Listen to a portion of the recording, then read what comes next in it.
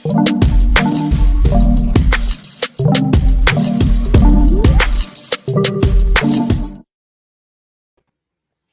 everyone. Welcome to our market update. My name is Vinnie, and this guy over here, Jared Kravitz. Hi, everybody. And below, you'll see the ticker of all this information. Let's get into the fun. Let's get into the excitement before we get into basically interest rates.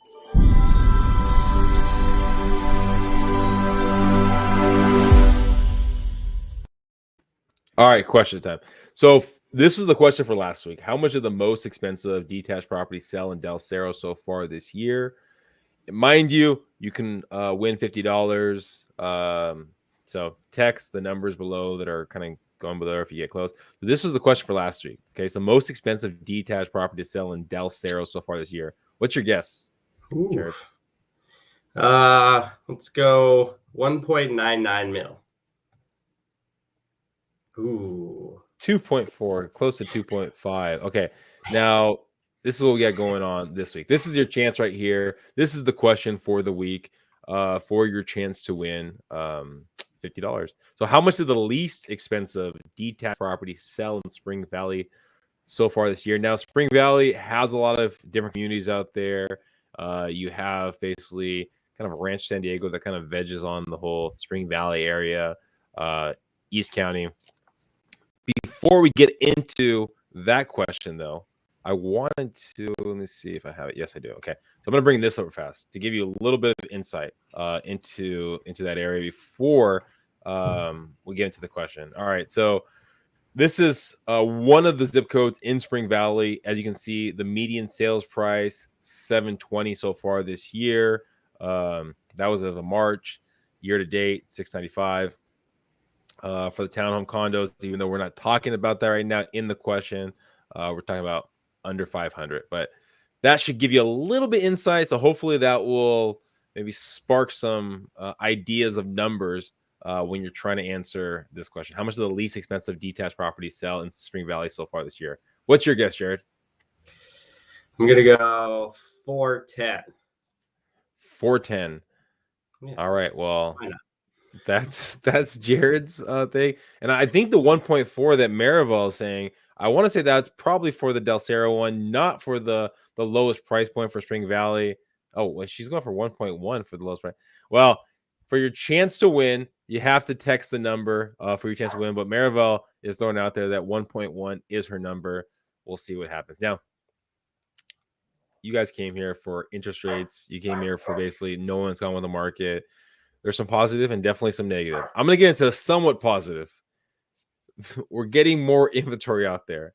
Yes. As you can see with the clicker below, we're at 1831 active properties on the market. January, I want to say we were close to about 1,300 properties. So we got around 500 more properties on the market.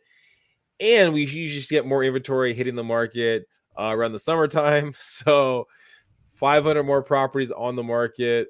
I'm assuming it's just because people are seeing the values. We're getting closer to summertime. That's why we're seeing more properties hit the market. Pending properties hasn't gone up really that much. So it's pretty consistent. So you're talking about pending properties right here across the board, about 3,000. It was about like 3,100 before. So we are getting it's cooling down a little bit. Now the next question is, why is it cooling down? Well, let's talk about interest rates. Yeah, always connected, right? So plugged in some numbers here. Conventional conforming 20% down, you're looking at about 5.5 for interest rates. VA, I'd say you can find anywhere between 4.875 and 5.25. The move here, I mean, San Diego, a lot of the market is in the jumbo market. I mean, you can get a loan that is a jumbo without necessarily doing conforming high balance instead. So if you qualify for it, that would be the move, 4.625.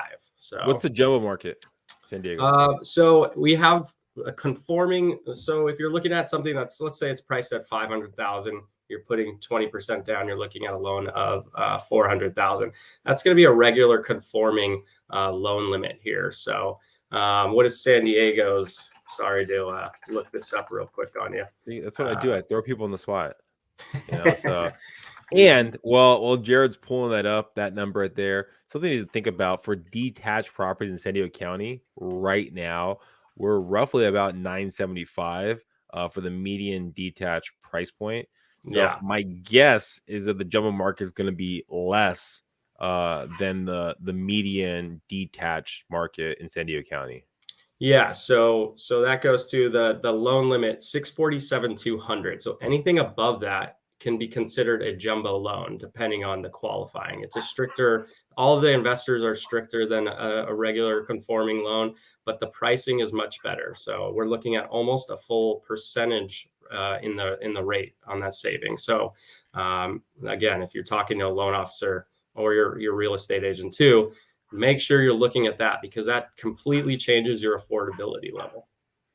Yeah. So, I mean, things to think about. All right. So we got a question from Emmanuel. How are condos performing compared to detached? They're still good right now as of last month. And mind you, we always have to. The only reason we use pending properties in the clicker below is that gives us more precise information because the market's changing so rapidly, right? So pending, most of the properties are, ideally going to close. There is a higher fallout rate.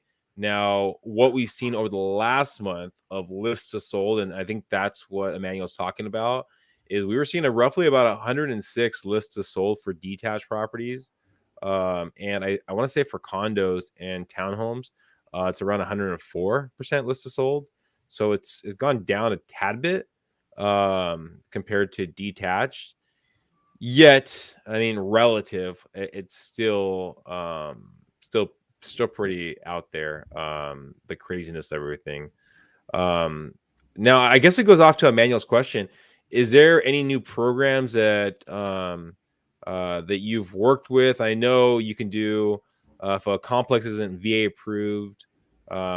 There's you can do unit approvals, spot approvals. Yeah. Is there any other programs that you can kind of talk about?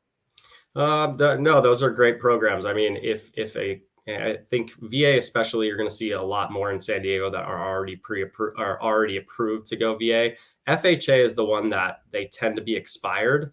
Most places you have to stay up on the HOA they have to keep filing every few years to make sure that it doesn't expire. But you can do spot approvals, meaning they go in. It's basically the same thing of doing a full condo review. They go in, take a look at who's owning all the properties and what they are, but you can do single spot approval. So even if it's not approved for FHA or VA, it's worth it to give it a shot, or bug the listing agents and see if they can get the applications in. I know there's companies out there, and I can get some information on that specifically do that, where they go in and they try to get those approved quickly. So there's ways to get it done if it's not approved. Yeah. And so for all complex, they have to be basically approved. So when you're looking at a property, if you're a VA or FHA approved, just make sure the complex is approved, or your lender can do spot approval if it's a VA loan, or if basically the HOA is on board with getting the paperwork together to go forward with that. Now there is something called a PUD, and now you're changing the game, or necessarily doesn't have to be approved. So these are a lot of things just to kind of think about in the purchasing process. Any last words of wisdom that you kind of want to throw out there? Are you gonna get